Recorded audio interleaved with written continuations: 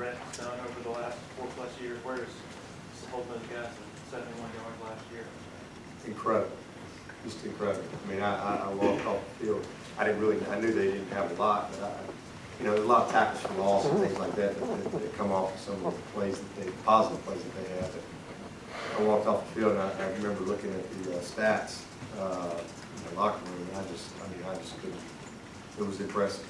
It was impressive. Those guys played. I mean, Shaq and Dodd and all those guys, J-Ron, everybody, TJ.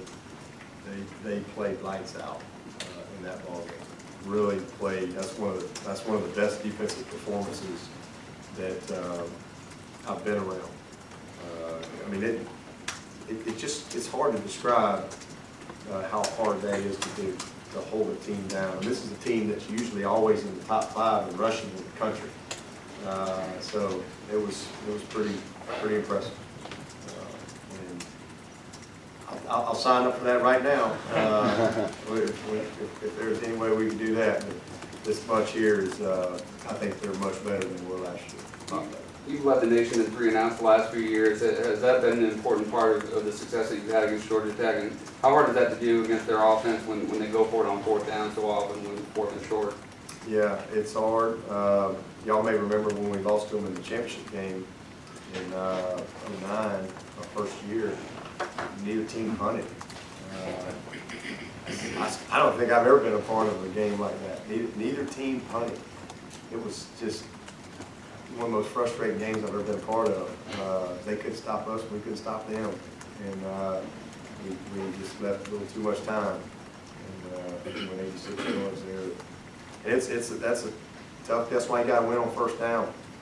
You got to try to do a great job and create some 3rd and long situations. If you get in those, if you let them get rhythm and stay on schedule, and you get them in those 4th and 3s, 4th and 2s, they're going to go for it all day long. And so because it's hard. It's hard. It's hard for them not to get 2 yards, 3 yards with what they do. So you've got to dominate the line. If you don't dominate the line of scrimmage, you're in for a long night. Long night. That's the 2 things: dominating them at the line of scrimmage, and really just disrupting everything that they're trying to do. And then you have to be incredibly disciplined on the back end of your keys. The calls aren't the same every time, and so if I'm a corner and I got to have my eyes. I can't get distracted by all the stuff. I've got to be. If I'm reading that wing, then that's where my eyes are, and I got to trust my key, because my key is going to tell me what I need to do.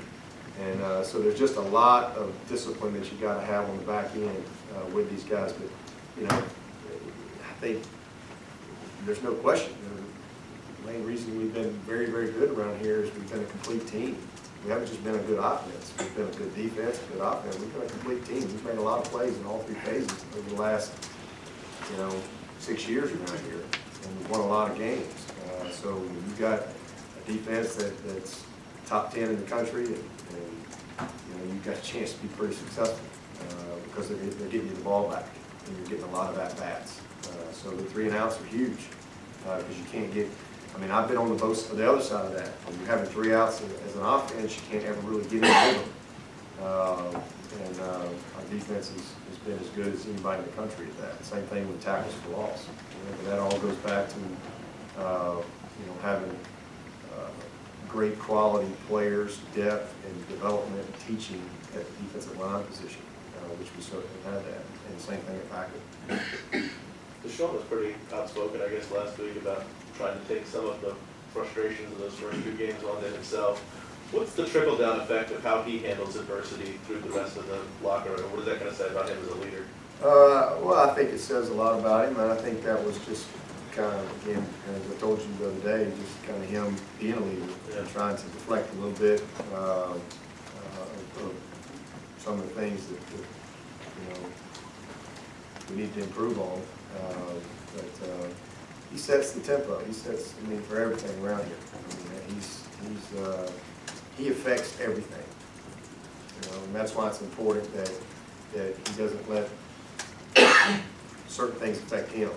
And that was kind of my message to him after the Troy game, was because he was frustrated. So was I, because it's like You know, we're just very basic things, we just weren't doing.